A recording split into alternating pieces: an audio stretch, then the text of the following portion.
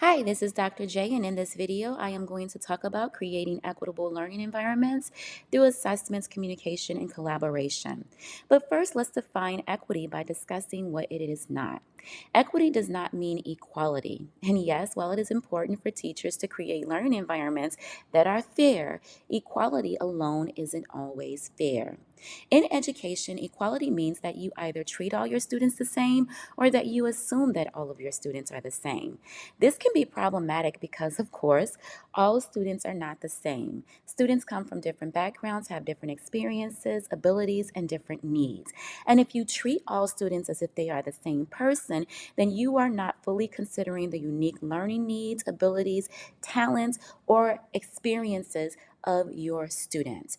Therefore, equity is needed to create learning environments that are fair for everyone.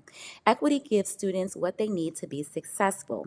It doesn't mean that you lower your expectations. It simply means that you support students in being able to meet those expectations. So then what does it mean to consider equity in assessment, communication, and collaboration? One way to think of this statement is to think about using this as a method to get to know your students and build systems of support for them. In assessments, you can ask yourself, how can I get to know my students through their assessment data? Assessment data, whether formal or informal, can tell you important information about your students in terms of whether or not they are mastering a particular concept.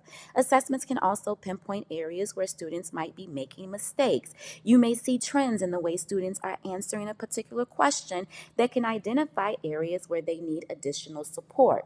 You can then use this information to determine the best teaching strategy that can either address a deficiency or enrich student learning.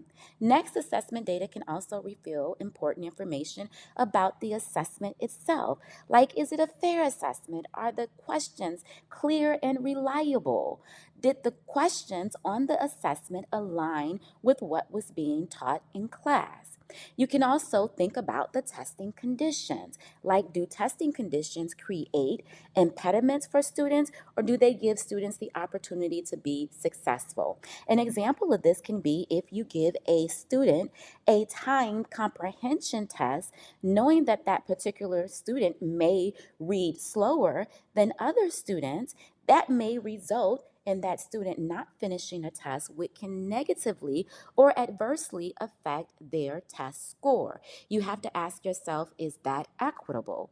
Because just because a student doesn't finish a test doesn't mean that they can't comprehend the questions. Next, you want to think about communication. How can I support students through communication? Here is where you need to focus on what you are saying, how you are saying it, and the timeliness of that communication. For example, if you have a student who is not performing well on a particular objective, are you only giving them feedback that is negative?